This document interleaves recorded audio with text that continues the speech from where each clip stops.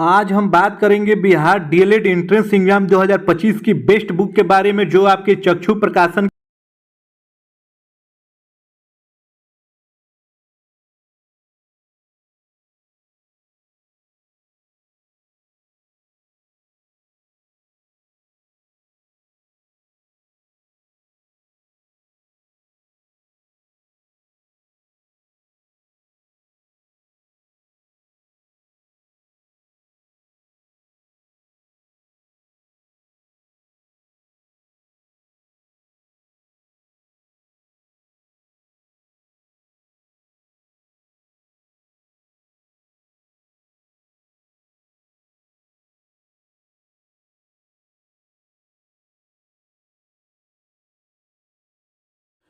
जय हिंद साथियों, कैसे हैं आप सभी। उम्मीद करता हूं आप सभी अच्छे होंगे, मस्त होंगे। जिन भी भाई बहनों का एडमिशन आप देखेंगे बीएड 2024 से 26 वाले सत्र में जेएनसीयू बलिया में हुआ है, यानी जन नायक चंद्रशेखर विश्वविद्यालय में जिन भी भाई बहनों का एडमिशन आप देखेंगे बीएड 2024 से 26 वाले सत्र में हुआ है, तो आपको अच्छे से पता है कि आप पहले सेमेस्टर का आपका एग्जाम चल रहा है। पहले सेमेस्टर का एग्जाम भी आप देखेंगे अंतिम फेज में आपका पहुंच चुका है, यानी इसके 3 पेपर आपके हो चुके हैं। पहला पेपर आपका 6 जनवरी को हो गया है, दूसरा पेपर आपको 8 जनवरी को था, तीसरा पेपर आपका 10 जनवरी को समाप्त हो गया है। चौथा पेपर, एक पेपर आपका बचा है जो आपका 13 जनवरी का है। तो 13 जनवरी वाला पेपर आप देखेंगे कंप्यूटर सह अनुदेशन का, ये चौथा पेपर आपका होता है, यानी इसमें कंप्यूटर से जुड़े हुए आपके प्रश्न पूछे जाते हैं। तो ये पेपर भी आपके लिए काफी महत्वपूर्ण हो जाता है। ये पेपर भी आप देखेंगे 50 नंबर का होता है, इसमें आप कंफ्यूज थोड़ा भी ना रहिएगा। इसमें भी आपको 12 प्रश्न करने होंगे, तो आपके 3 खंड में ये भी पेपर आपका आएगा। पहला खंड अनिवार्य होगा जिसमें आपके 5 प्रश्न करने होंगे, एक प्रश्न आपका 2 नंबर का होगा, यानी यहां से आपके 10 नंबर क्लियर होंगे।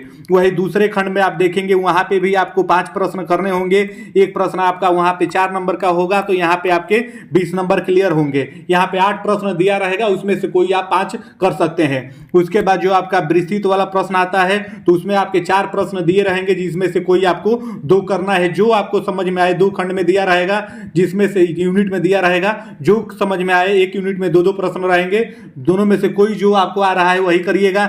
एक प्रश्न वहां पे आपका 10 नंबर का रहेगा, तो 2 प्रश्न यहां से आपके 20 नंबर के हो जाएंगे। तो इस प्रकार से 20, 20, 40 और 10 ये आपका 50 हो जाता है। ये मैंने आपको अच्छे से समझाया हुआ है। एक बात और आप समझ लीजिए, प्रश्नों को बताने से पहले मैं आपको बता रहा हूं कि आप कॉपी लिखिए तो सबसे पहले लगातार लिखते हुए चलिए। आप आगे पीछे लिखते हैं, वहीं पे आपका नंबर कटता है, फिर कहते हैं कि मेरा नंबर कैसे कम हो गया।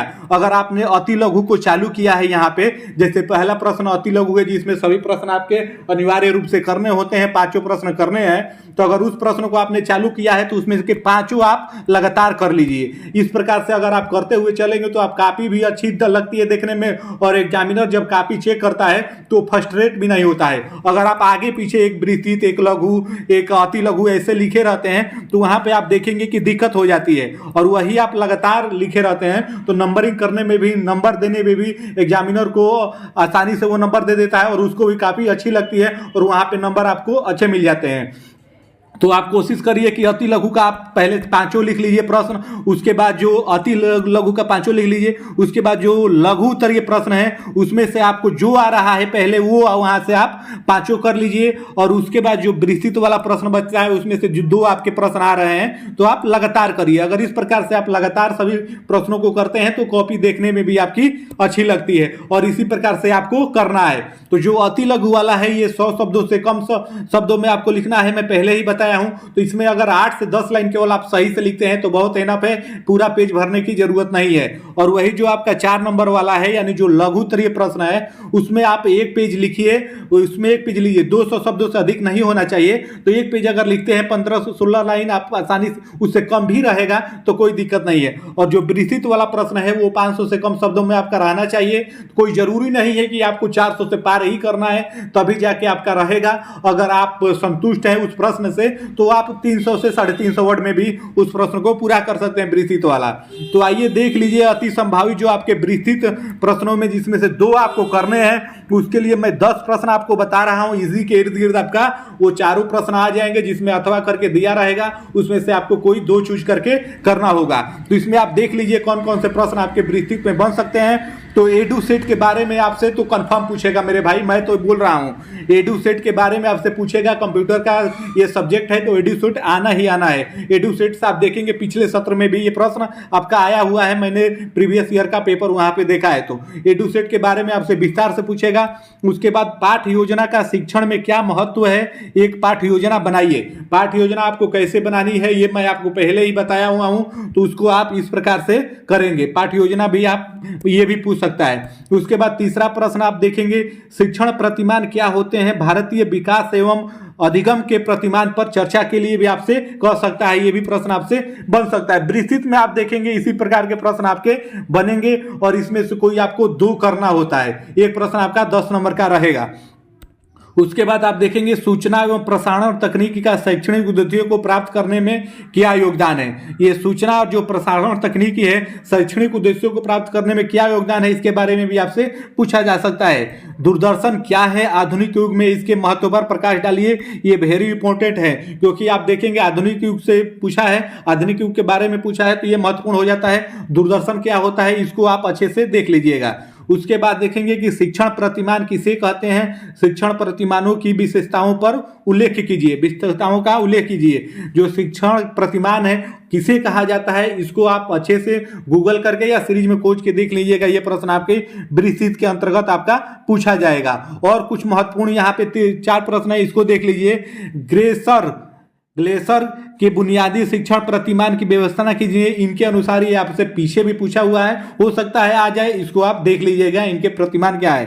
फ्लेंडर्स अंतःक्रिया विश्लेषण का अर्थ बताइए तथा इनकी पद्धति का वर्णन कीजिए। यानी फ्लेंडर्स की जो अंतःक्रिया विश्लेषण की पद्धति है उसके बारे में आप देख लीजिएगा। उसके बाद शिक्षक व्यवहार के शोधन में अनुरूपित शिक्षण की भूमिका पर प्रकाश आपको डालने के लिए भी कह सकता है। उसके बाद शिक्षण अधिगम प्रक्रिया में व्यवस्था के महत्व पर प्रकाश डालिए। तो यही आपके महत्वपूर्ण 10 प्रश्न है मेरे भाई। मैं सारा निचोड़ आपको बता रहा हूं, जितने आपके प्रीवियस में प्रश्न बने हैं बन सकते हैं, सारे का निचोड़ मैंने 10 प्रश्नों के अंतर्गत आपका ले लिया है। इन 10 प्रश्नों को अगर आप अच्छे से तैयार कर लेंगे तो आप देखेंगे कि लैंग्वेज बदल के, भले ये प्रश्न डायरेक्ट आपसे जो जिस तरह से मैं लिखा हूं ना पूछे, लेकिन प्रश्न आपके इसी के इर्द गिर्द रहेंगे। दूसरी भाषा में आपसे पूछ सकता है लेकिन उसका आंसर वही होगा। अगर एडू सेट के बारे में आप पढ़ लेते हैं तो एडू सेट की क्रिया विधि पूछे, एडू सेट होता क्या है, अगर कुछ भी पूछे तो उसी से जुड़ा हुआ है तो आप आसानी से कर लेंगे। उम्मीद है मेरी बातें आप समझ रहे होंगे। और इसके बाद आप देखेंगे कि चौथे पेपर के बाद आपका पहला सेमेस्टर पूरा हो जाएगा और इसका रिजल्ट भी आप देखेंगे। ज्यादा देर आपको वेट करना जननायक चंद्रशेखर विश्वविद्यालय में नहीं पड़ता है। मुश्किल से आपसे 1 से 1.5 महीने के अंदर ही आपका इसका पहले सेमेस्टर का आप देखेंगे रिजल्ट भी आ जाता है। और आपने अच्छी, थोड़ी आपकी हैंडराइटिंग अच्छी होगी और प्रत्येक पेपर में अगर आपसे 15-14 पेज भी लिखे होंगे, इसके आसपास लिखे होंगे, तो आपका बैक नहीं लगेगा मेरे भाई। आप इस बात से एकदम आश्वस्त रहिए और चौथे पेपर को आप अच्छा कर लीजिए, इसी के इर्द गिर्द आपका रहेगा। इसको देख लीजिए, समझ लीजिए। तो फिर मिलते हैं अगली अपडेट में, तब तक के लिए आप सभी को जय हिंद।